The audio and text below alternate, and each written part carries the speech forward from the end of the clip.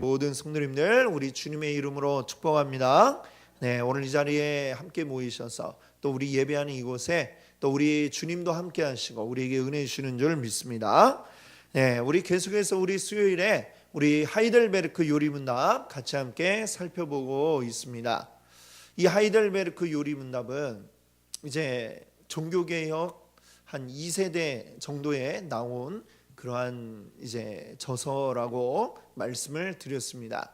1세대는 이제 바로 종교개혁 때의 주역들인 칼빈, 루터 이런 분들이시고 그로부터 한 30년 정도 이제 시간이 흐른 뒤에 이제 막 종교개혁에 이것들이 막 퍼져나가기 시작하는 가운데에 이제 이런 종교 그 시대는 이렇게 봉건주의라고 그러죠.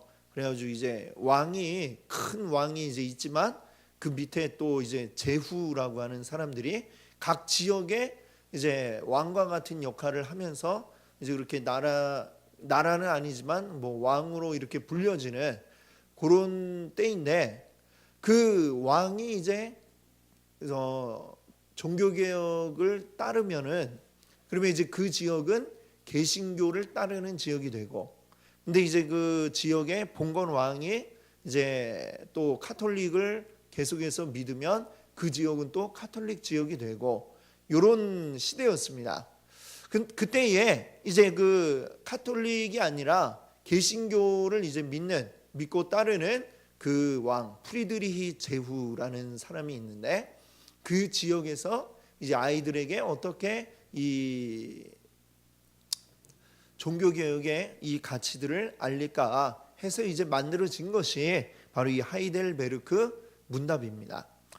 그 가운데 이제 우리는 지금 이제 사도신경의 내용들을 가지고 우리의 믿는 믿음의 내용이 무엇이냐라는 것을 이제 우리가 다루었고요.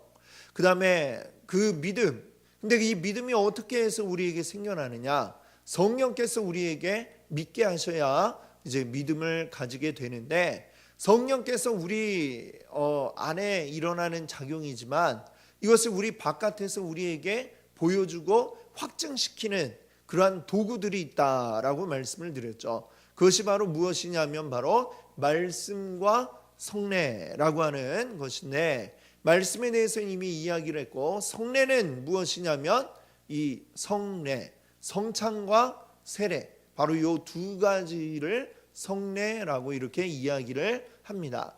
가톨릭에서는 이거보다 더 많이 이제 성례라고 불러요. 그래서 칠성례라고 이렇게 얘기하는데, 아이가 태어날 때 그것도 이제 성례에 들어가고, 죽을 때 또 혼인 미사 이것도 성례에 들어가고, 그래서 많아요. 근데 사실 인생에 있어서 태어나고 죽고 결혼하고 이런 것들 중요한 것이고, 그때에 함께 예배하는 거 아주 의미 있는 일입니다. 그러나 이것은 주님이 제정하신 것이 아니다라는 것이죠. 개신교는 그래서 이 딱 두 가지만, 성찬과 세례 두 가지만 우리는 성례로 받아들이고 있는 것입니다. 그 성례 가운데에 우리가 세례에 대한 거 먼저 우리가 말씀을 나누었고, 지금 이제 성찬에 대한 것을 계속해서 이야기를 하고 있습니다. 오늘 80문 질문에서 보면 가톨릭에 대한 것과 비교하면서 좀 설명을 하고 있어요.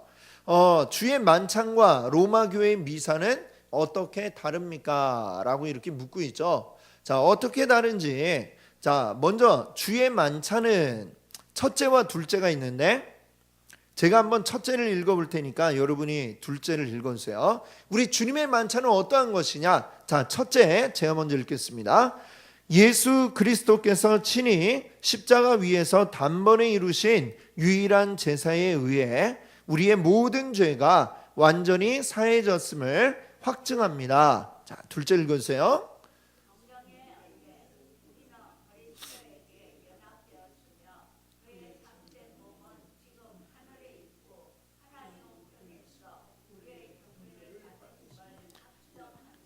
네, 우리 주님의 만찬, 우리 개신교에서는 이 주님의 만찬 또는 성찬이라고 이제 부르죠.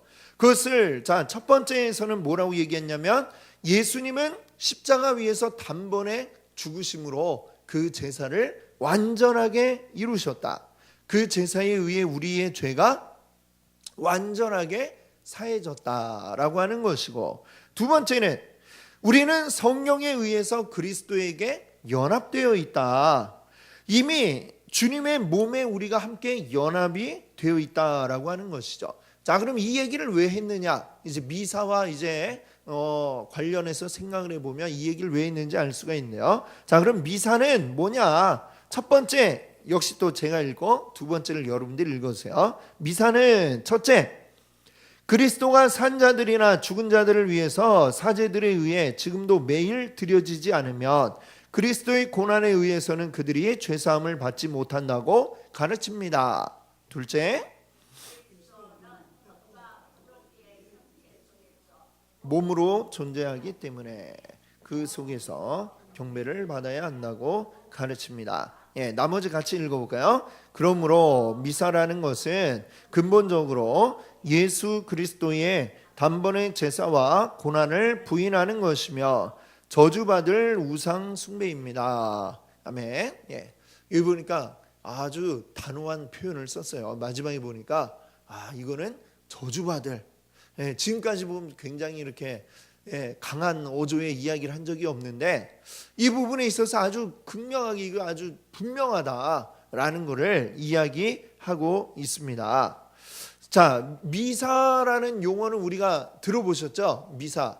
이 카톨릭에서 이제 그 성례에 이제 해당하는 말을 미사로 많이 사용을 해요. 근데 이제 미사가 사실은 어디서 나온 말이냐면 미사의 원래 그 말 뜻은 이 라틴어인데요. 미사는 원래 그 뜻은 뭐냐면 해산이라는 뜻이에요. 해산. 아이 낳는 해산이 아니고 이게 뭐냐면 집합하면 이제 모였다가 해산, 흩어지는 그 해산이라는 말의 뜻을 가지고 있는 말이 미사라는 것입니다. 그럼 이 해산이라는 말이 이게 어떻게 쓰여지게 되었느냐? 사실 이제 초대교회에서는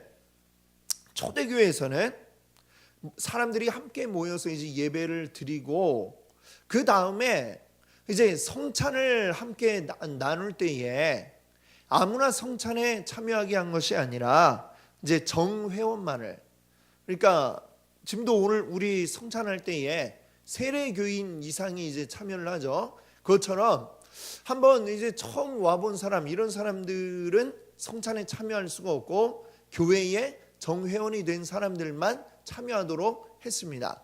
그러니까 이제 예배를 이제 같이 드리고 나서 이제 성찬을 하기 전에 2부로 이제 그걸 하는 거예요. 그러니까 그 정회원이 아닌 사람들은 이제 나가도 좋습니다라고 이렇게 이야기를 하려고 그래서 해산이라는 말을 했다는 거예요.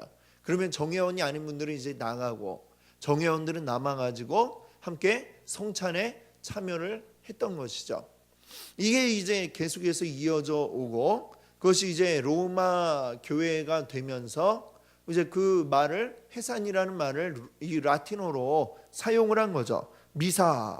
그래서 이 미사라는 말을 썼는데 사실 이제 시간이 지나면서 라틴어는 일반인들이 쓰는 말이 아닌 게 되어버렸죠. 이 로마의 말인데 그 말을 더 이상 쓰지 않는 말이 되었어요. 일반인들이. 그리고 계속해서 이 교회 안에는 이제 이 용어가 남아 있고 가톨릭 교회에 그러다 보니까 그냥 뭐 미사 이렇게 하고 나서 하는 게 뭐예요? 그 다음에 이제 성찬을 이제 했다는 얘기죠. 그러니까 사람들이 생각하기에 이거는 뭐 성찬에 대한 그런 말인가 보다라고 이제 생각을 하게 된 것이죠. 사실 뭐 미사라고 하는 말 자체는 그 말 자체는 뭐 별다른 문제는 없어요. 그렇게 뭐 원래 그렇게 돼 있는 거니까. 그런데 자, 이것을 로마 교회가 이 미사를 전혀 다르게 이해를 함으로써 이제 문제가 되는 것이죠. 그래서 우리 개신교는 이 미사라는 말을 쓰지 않고 그냥 순수하게 미사라는 말은 그냥 아무 의미도 없는 얘기잖아요. 그냥 해산하라 이런 얘기고 정회원 아닌 분 나가세요 이런 얘기인데 그 뭐 어떤 다른 의미를 가지고 있는 말이 아니기 때문에 우리 개신교회에서는 이것을 우리 성찬이라고 부르거나 또는 주님의 만찬 뭐 이런 식으로 우리가 그 말을 사용하고 있습니다. 자, 그럼 이제 미사와 우리의 이 성찬, 주님의 만찬의 차이점이 무엇이냐? 좀 전에도 우리가 읽어보았지만 우선 그것을 첫 번째 우리가 설명을 드리자면, 미사는 성찬을 제사로 이해하고 있다, 이렇게 우리가 생각할 수 있겠습니다. 제사로 이해한다는 거. 자, 우리 지난번에도 이 성찬에 대한 여러 가지 이제 다른 그 교파들의 그 이해하고 있는 방식에 대해서 말씀을 드렸어요. 가톨릭에서는 특별히 이제 화채설이라고 그렇게 이야기한다. 화채설 말씀을 드렸죠. 화는 이제 바뀌어지는 그것을 이야기하고 몸체. 자, 즉 뭐냐면 지금 우리가 볼 때에는 떡이고 잔인데 이것이 우리 입안에 들어가면 바뀌어진다라는 것이, 변화된다라는 것입니다. 무엇으로요? 떡은 예수님의 몸으로, 그리고 잔은 예수님의 피로 바뀐다. 이것은 가톨릭에서 이제 주장하는 말이에요. 자, 근데 이 화채설이 왜 나오게 되었느냐? 사실 이 화채설이라고 하는 것도 이제 성찬의 어떤 방식에 대한 설명일 뿐인데, 그것이 나오게 된 그들이 왜 이것을 만들어냈느냐라고 하는, 즉 이 성찬에 대한 그들의 본질을 잘못 이해하고 있기 때문에 그런 주장을 하게 되었다라고 하는 것을 우리가 이해할 필요가 있겠습니다. 자, 그들이 왜 그걸 화채설을 주장하냐면, 이 가톨릭은 지금 이 성찬 자체를 뭘로 이해하냐면 제사라고 이렇게 이해를 하고 있기 때문입니다. 제사. 자, 왜 이 미사를 왜 제사라고 생각하느냐? 즉 이들은 본래 성경이 말하고 있는 바 죄사함을 위해서는 피 흘림, 즉 제사가 필요하죠. 이거는 성경적으로 맞는 이야기입니다. 제사가 필요해요. 그래서 예수님이 십자가 위에서 우리를 위해서 단번에 죽으시는 십자가의 제사가 필요했습니다. 그렇죠? 구약에는 그게 되지를 않았잖아요. 그래서 이게 완전하지 않기 때문에 구약의 제사는 계속해서 반복해서 드려져야만 했습니다. 근데 더 이상, 왜냐하면 구약의 제사는 완전한 게 아니라 예수님의 제사를 이제 본딴 모형이기 때문에 그런 것이죠. 근데 예수님의 제사는 완전한 제사라고 이렇게 말씀하고 있습니다. 히브리서에서도 그 이야기가 나오죠. 예수님의 십자가의 죽으심의 그 제사는 단번에 죽으심으로 완전하게 구원을 이루었다라고 이렇게 설명을 하고 있습니다. 자, 그렇다면 더 이상의 제사는 필요할까요? 필요하지 않을까요? 필요하지 않죠. 예수님께서 완벽하게 다 완전하게 이루었으니까. 왜? 예수님의 제사를 통해서 이미 과거의 모든 죄와 현재의 모든 죄뿐만이 아니라 장차 우리가 아직 짓지도 않은 그런 미래의 죄까지도 단번에 완벽하게 다 이루셨다라고 하는 것입니다. 예수님이 십자가 지시는 그때까지의 기원 몇 년이 되겠습니까? 예수님이 약 30세 정도까지 사셨으니까 약 30년, 즉 이제 AD 30년까지의 죄만 예수님이 용서를 딱 하신 걸까요? 그게 아니라고 성경은 이야기하고 있잖아요. 그 이후에 지어지는 모든 죄들까지도 예수님이 단 한 번의 제사로 완벽하게 사하여 주셨다라고 이야기를 하고 있어요. 하고 있습니다. 그런데 가톨릭에서는 이거를 어떻게 이해를 하냐면, 지금 우리가 성찬을 하는 것이 계속해서 제사를 드리는 것이라고 이야기를 하는 거예요. 그렇게 얘기를 해야 되니까 이 먹는 떡과 잔이 뭐예요? 계속해서 예수님의 몸과 예수님의 피라고 이렇게 이야기를 해야만 되는 것이죠. 그래서 이것이 화채설이라는 게 그래서 나오는 거예요. 지금 먹는 거 이거 분명히 빵이고 그리고 포도주인데, 근데 우리 입에 들어가면 예수님 몸으로 바뀌어서 이거 예수님 제사가 된다라고 주장을 하게 된 것이죠. 자, 그렇게 되면 그렇기 때문에 이 가톨릭에서는 지금도 매일매일 이 사제들에 의해서 계속해서 미사가 드려져야 된다라고 주장을 하고 매일매일 그것을 행하고 있어요. 자, 그러니까 이게 문제인 것이죠. 분명히 예수님은 단번에 완벽한 제사를 드렸는데, 근데 이거 오늘도 계속해서 드려야 된다라고 얘기를 하면 그 제사가 완전하지 않다라는 그런 얘기가 되고 말죠. 그렇죠? 완벽했으면 더 이상 안 해도 되는데 그게 아니라 오늘날도 계속해서 제사를 드려야 돼요 라고 이야기를 하니까 이것은 예수님의 그 완전한 제사를 인정하지 않는 이런 결과를 낳게 되는 것입니다. 그러니까 이 가톨릭의 미사는, 그러니까 이게 근본 자체가 이거 잘못 이게 생각을 하고 있다는 것을 우리가 기억을 해야 되겠습니다. 그래서 우리 개신교는 그렇지 않다. 예수 그리스도의 제사는 십자가의 제사로 단 한 번 그리고 완전하게 드려졌다. 성경에 나온 그대로를 우리는 받아들이고 믿는 것이죠. 그럼 이 성찬은 뭐냐? 성찬은 제사가 아니라는 거예요. 성찬은 제사가 아니고 예수님이 이미 우리를 위하여 이루신 그 단번의 제사를 통해서 우리가 깨끗하게 되었다라고 하는 것을 확증하는 것, 그걸 확실하게 우리에게 보여주는, 이것은 예수님의 몸과 피에 대한 이제 말하자면 상징물이잖아요. 상징이라고 할 수가 있는데 그것을 우리가 먹고 마심으로 예수님의 피로 인하여 우리가 깨끗하게 되었다라는 것을 우리가 인식하고 그것을 확증하는 이러한 과정이 바로 우리의 성찬이다라는 것이죠. 그 자체가 우리를 깨끗하게 해주는 게 아니다라는 것이죠. 즉 성찬에 사용했던 포도주, 그거에 무슨 능력이 있는 게 아니다라는 것입니다. 포도주 시중에 판매하고 있는 그 똑같은 거예요. 똑같은 것이지 그거 자체가 어떤 효력이 있고, 그래서 이 가톨릭은 어때요? 그거 자체가 굉장히 소중하게 여겨지는 거예요. 그래서 이 분병, 떡을 나누는 거 말고 분잔도 하지를 않아요. 지금도 안 하는지는 안 가봐서 잘 모르겠는데 안 했다고 그래요. 왜? 이 잔을 이렇게 하다 보니까 자꾸 이렇게 흘린단 말이에요. 흘릴 수 있겠죠. 막 한 방울씩 떨어지고. 그러면 이게 예수님의 피인데 이거 흘리면 돼요, 안 돼요? 그들의 생각대로 하면 이거 흘리면 안 되는 거죠. 예수님의 피인데. 그러니까 이거 예수님의 피를 흘리면 안 되니까 자꾸 사람들이 이거 흘리더라. 그러니까 아예 못 흘리게 분잔 자체를 아예 안 하고 분병만, 떡만 나누어주는 이거를 하게 되는.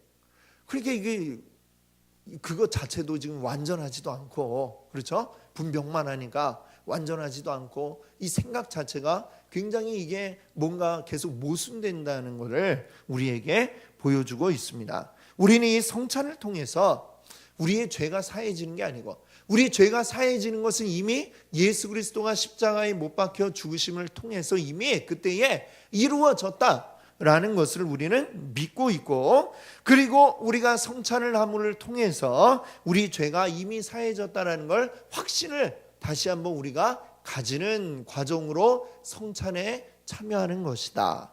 이렇게 우리가 이해를 해야 하겠습니다. 자, 이 가톨릭의 미사가 잘못되었다라고 하는 또 한 가지 이유는, 이것은 말하자면 우상숭배라고 이야기할 수가 있습니다. 우상숭배. 무슨 얘기냐면 좀 전에도 말씀드린 것처럼 이 잔 자체가 굉장히 중요한 거기 때문에, 왜냐하면 예수님의 피잖아요. 그러니까 그걸 함부로 흘리면 안 된다고 그래갖고 주지도 않아요. 자, 이 떡은 또 예수님의 몸이라고 생각해요. 예수님의 몸이기 때문에 이것도 역시 주기는 주지만 굉장히 이것을 이 가톨릭의 사제들은 그 앞에 무릎을 꿇고 경외심을 표현하고 있습니다. 성찬을 할 때에 이 사제들이 그 앞에 무릎을 꿇고 이 거룩한 주님의 몸 하면서 이렇게 하고 있단 말이에요. 근데 그것이 뭘까요? 뭐라고 할 수 있겠어요? 그게 바로 우상 숭배죠. 우상 숭배가 뭐예요?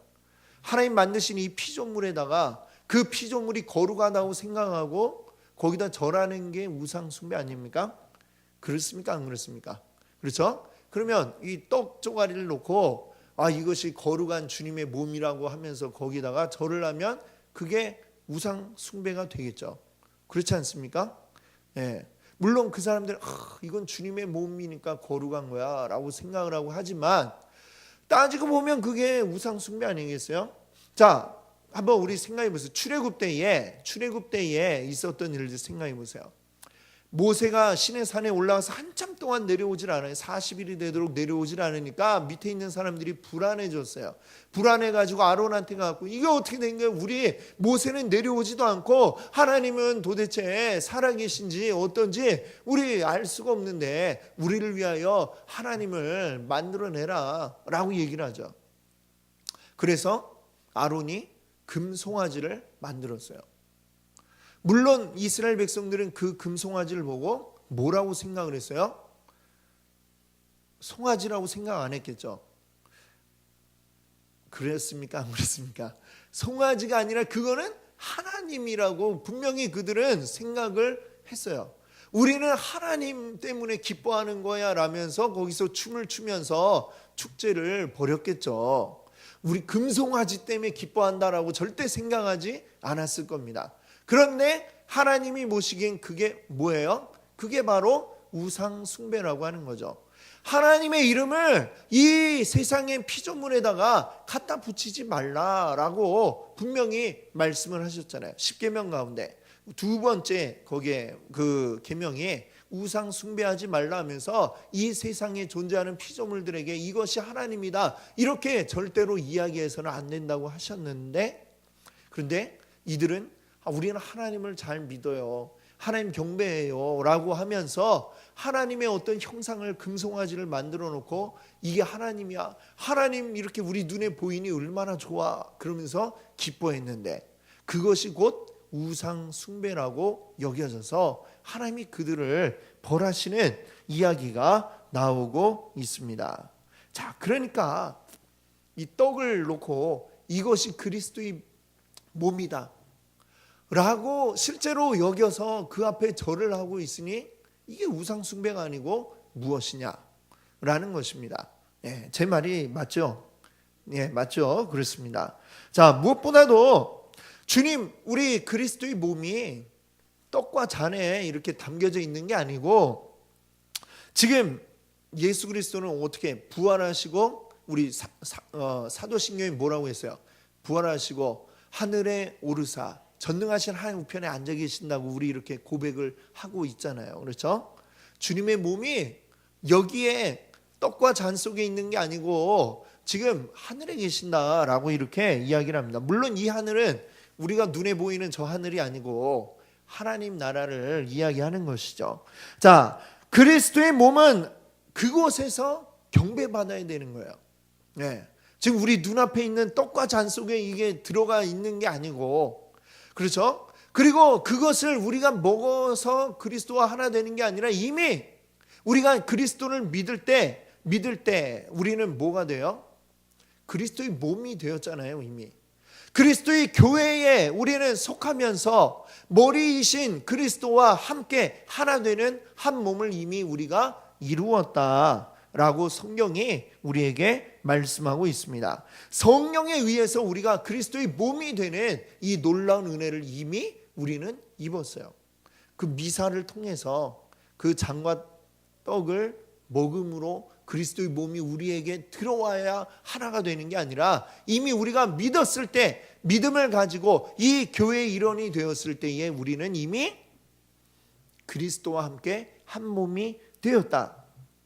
그래서 우리에게는 더 이상 뭐 떡과 잔을 가지고 이게 그리스도의 몸이다 그렇게 생각하는 것은 굉장히 이제 성경적이지 않다라는 것을 오늘 여러분께 말씀을 드립니다. 그렇기 때문에 오늘 여기에 보시면은 아주 단호하게 미사라는 것은 근본적으로 예수 그리스도의 단번의 제사와 고난을 부인하는 것이고, 그리고 저주받을 우상 숭배라고 이렇게 단호한 표현을 사용하고 있는 것입니다. 이런 표현이 사실 나오게 된 것은 이 하이델베르크 요리문답이 처음 나온 게 1563년인가 그래요. 근데 그 바로 1년 전인 1562년, 정확한지는 나중에 확인해 봐야 되겠는데 대략 그쯤 돼요. 근데 그때 이제 뭐가 있었냐면, 이제 그 개신 이제 자꾸 종교 개혁이 일어나고 하니까 이 가톨릭 안에서도 거기에 이제 맞서기 위한 이제 회의를 열게 됩니다. 회의를 열게 돼요. 그 회의를 열고서 거기에서 이제 결의를 하는데, 우리의 그 성찬, 우리는 성찬이라고 하지만 자기들은 이제 미사죠. 이 미사에 대한 이런 것들을 이제 결의를 쭉 하면서, 이와 같이 여기지 않는 자들은 저주받아 마땅하다, 뭐 이런 표현을 거기에서 이제 했다는 것이죠. 그러니까 거기 이제 그것이 사실은 그 다음 해에 하이델베르크 요리문답이 처음 쓰여졌는데, 처음에는 이 저주받을 이런 표현이 없었다고 그래요. 왜냐하면 그때에는 오늘날은 뭐 하나가 이렇게 나오면 금방 알려지잖아요. 그렇죠? 이 미디어 매체들이 있고 뉴스나 또는 뭐 인터넷 이런 걸 통해서 굉장히 빠르게 알려지는데, 옛날 이 시대에는 이게 뭐 알려지려면 굉장히 오래 걸립니다. 그래 한 1년이 지났지만 이 하이델베르크 요리문답 처음 초판을 낼 때에는 그 사실이 알려지지 않았어요. 가톨릭에서 어떤 결의가 이루어졌었는가라는 게. 근데 나중에 이제 좀 시간이 지나니까 이제 그게 소식이 이제 들어왔어요. 여기에 대해서 우리 개신교는 또 단호하게 이것을 또 맞서서 이 표현을 해줘야 되겠다 해서 나중에 이 저주받을 우상 숭배 뭐 이런 표현이 들어갔다라는 그런 뒷얘기가 또 있더라고요. 그러니까 그렇게 그것은 뭐 그냥 그렇게 여러분이 알아두시고, 자 뒤에 81번을 한번 보겠습니다. 그러면 자 이것이 누가 주의 상에 참여할 수 있습니까? 즉 주의 성찬에 누가 참여할 수 있습니까? 사실은 요 앞에 80문하고 이게 연관이 된 거죠. 연관이 되어 있습니다. 왜냐하면 제대로 알지 못하고 이렇게 참여하면 안 된다라는 이야기를 하는 거예요. 주님의 성찬이 뭔지도 모르고 이게 그냥 막 무작정 참여하면 안 된다. 그러면 누가 참여할 수 있습니까? 라고 이렇게 묻고 있는데, 답을 한번 같이 읽어볼까요? 죄 때문에 자신에 대해 고난과 죽음에 의해 자기의 죄가 사하여지고 남아있는 연약성도 가려졌음을 믿는 사람, 또한 자신의 믿음이 더욱 강하여지고 삶을 살기를 간절히 소원하는 사람이 참여할 것입니다. 그러나 외식하거나 회개하지 않는 사람이 참여하는 것은 자기가 받을 심판을 먹고 마시는 것입니다. 아멘. 자, 여기 보니까 누가 주님의 그 성찬에 참여할 수 있느냐. 자, 여러분들 그 대통령이 뭐 이렇게 만찬 이런 거 하잖아요. 그렇죠? 근데 대통령 만찬 이런데 아무나 참여할 수가 있나요? 아무나 참여할 수가 없죠. 그렇죠? 내가 가서 그냥 대통령하고 밥 한번 같이 먹고 싶다. 그냥 청와대 가서 먹읍시다. 이런다고 해서 할 수가 없어요. 요즘 대통령은 그래도 많이 낮아졌는데도 그런데 옛날의 왕들의 만찬의 자리에 누가 들어갈 수 있습니까? 아무나 들어갈 수가 없죠. 굉장히 아주 소수의 사람들만이 왕의 그 자리에 함께 참여해서 먹고 마실 수가 있었습니다. 자, 마찬가지로 우리 주님의 이 만찬에도 자격이 있어야 참여를 할 수가 있지, 아무나 다 막 오라고 해서 아무나 다 참여할 수 있는 것은 아니다라고 하는 것입니다. 근데 왕의 그 만찬에는 어떤 사람들이 주로 참여해요? 굉장히 권력이 있고 힘이 있고 이런 사람들이 참여를 했었죠. 그러나 우리 주님의 만찬은 이 세상의 어떤 힘이나 권력 그런 것으로 참여할 수 있는 것은 아닙니다. 어떻게 보면 그것과는 굉장히 반대되는 곳에 있는 사람들이 참여할 수 있죠. 보시면은 앞에 뭐라고 그랬어요? 자기 죄 때문에 참으로 슬퍼하는 사람. 즉 뭐예요? 내가 죄인임을 알고 깨달은 사람이, 그리고 그 죄를 바로 그리스도를 통해서 사하여졌다는 것을 알고 믿는 사람. 그렇죠? 그리고 나에게 남아있는 이 죄들, 내가 앞으로 짓는 이 죄들이 있다 하더라도 그런 것들이 이 내 힘이 아니라 오직 그리스도의 의를 힘입어서 가려지고 깨끗하게 사해질 수 있다는 것을 믿는 사람. 바로 이 믿음을 가진 사람이 그리스도의 성찬에 참여할 수 있다라고 이렇게 말씀하고 있습니다. 주님의 성찬에 참여하는 자격은 다른 것이 아니라 바로 우리의 믿음, 온전한 믿음을 가진 자만이 참여할 수 있다라고 이야기하는 것이죠. 자, 근데 그 밑에 보시면 이제 외식하거나 회개하지 않은 사람이 참여하는 것은 자기가 받을 심판을 먹고 마시는 것입니다. 외식하고 회개하지 않은 사람, 다른 말로 하면 즉 믿음이 없는 사람이에요. 사실은 이 사람들은 믿음이 없는 사람이죠. 그런 사람들은 이 성찬에 참여한다 하더라도, 즉 내가 믿는 것처럼, 겉으로 믿는 것처럼 보이는데 실상은 믿지 않는 자가 참여한다면 그는 자기가 받을 심판을 먹고 마시는 것이다 라고 이야기를 했습니다. 그래서 근데 사실은 그래요. 이게 나는 죄가 많아. 죄가 많은 사람이, 내가 죄가 많다는 걸 깨달은 사람은 먹어도 되는 사람이에요. 그렇죠? 주의 성찬에 참여해도 되는 사람. 그러니까 사실은 이제 뭐 우리가 성찬식의 이제 표준 예식 거기에 이제 나와 있는 대로 이렇게 하다 보니까 그 뒤에 보면 뭐 이렇게 자신의 죄 때문에 뭐 이렇게 뭐 그런 사람은 참여하지 않아도 된다 뭐 이런 표현이 나오는데, 생각해 보니까 사실 필요 없는 표현 같아요. 왜냐하면 자기 죄를, 내가 죄인인 걸 아는 사람은 참여해도 되는 사람이죠. 내 죄를 알고 깨닫는 사람이니까. 그걸 깨달은 사람은 이미 이 믿음이 있는 사람이라는 거예요. 근데 그걸 깨닫지 못한 사람은 사실 이미 뭐 말하나 마나 소용이 없고, 내가 죄인이라고 생각지도 않고 있는 외식하는 사람들은 그런 사람들이 이미 자기가 뭐 죄를 지었는지 안 지었는지도 모르니까 그리고 또 말해봐야 소용이 없고, 그러니까 다음에는 좀 그 표현을 그냥 빼야 되겠다라는 생각이 드는 게, 말하나 마나 뭐 상관이 없는 표현인 것 같다라는 이런 생각을 했습니다.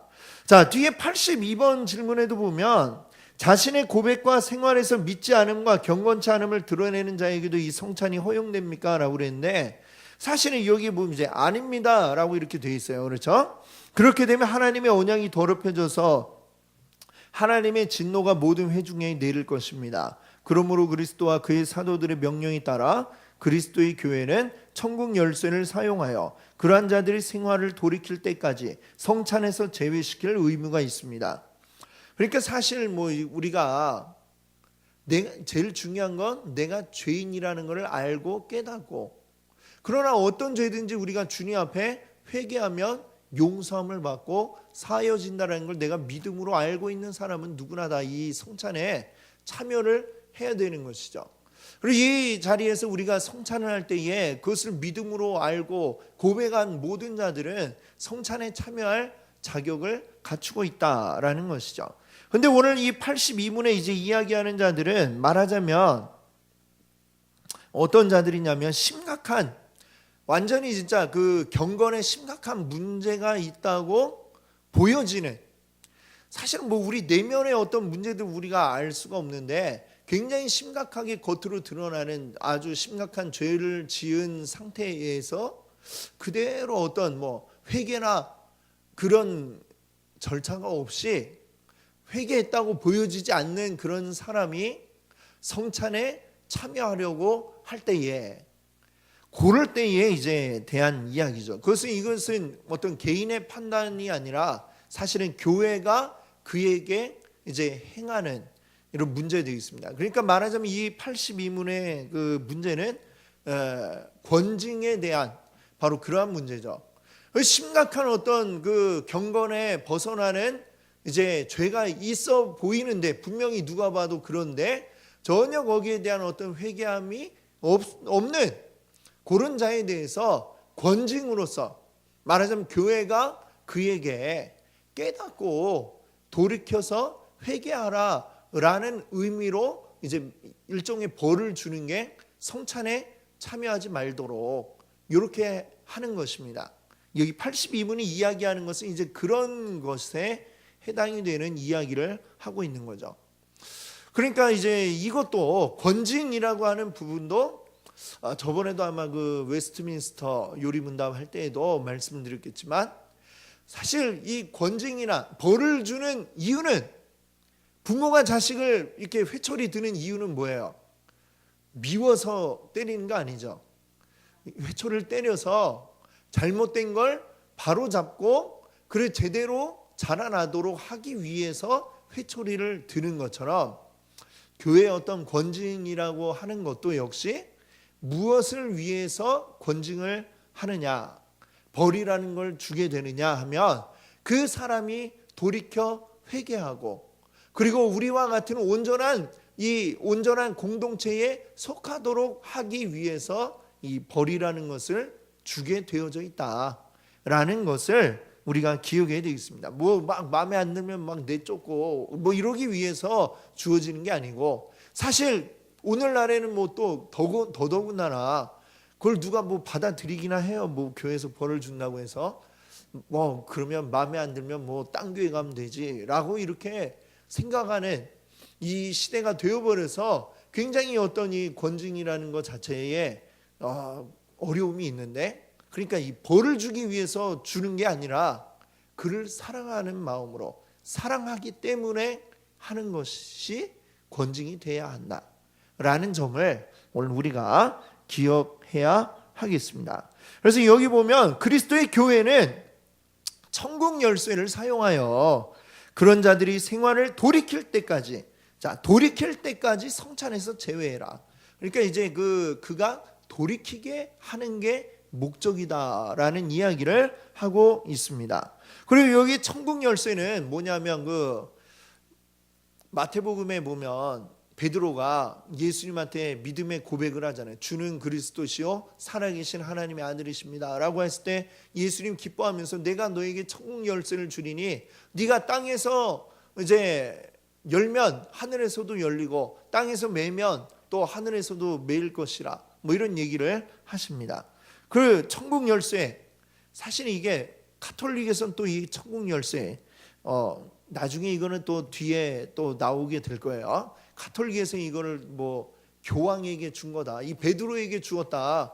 그래서 그 베드로의 후계자들이 교황이라고 주장을 하잖아요. 그래서 교황에게 이 천국의 열쇠가 있다, 뭐 이렇게 얘기를 하죠.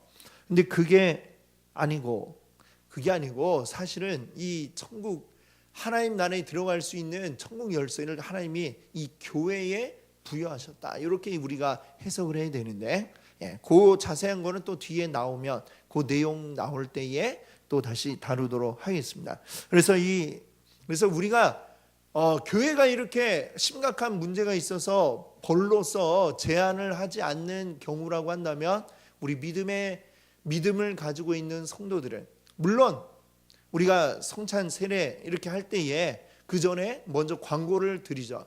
그리고 먼저 합당하게 우리가 믿음으로써 마음으로 준비를 하며 예수 그리스도의 그 잔과 피를, 예수 그리스도의 그 잔과 또 떡을 우리가 나누기 위한 이 마음의 준비들을 하고, 또 믿음으로 주님을 생각하면서 이제 준비하여서 참여를 하시면 되는데, 그것을 내 지난주에 좀 내가 좀 죄가 많은 것 같아 하고 뭐 굳이 일부러 그렇게 참여를 안 하시거나 하실 필요는 없다. 그래서 그걸 내가 죄가 많은 걸 깨달았으면 회개하시면 되는 거예요. 바로 회개하시고 참여하시는 게 더 우리에게 영적인 유익함이 있다라는 점을 기억하시고, 우리 또 다음 또 우리 성찬식 할 때에 우리 또 기쁨으로 함께 주님의 이 우리를 구원하신 이 기쁨을 함께 맛보는 성찬에 함께 참여할 수 있기를 바랍니다.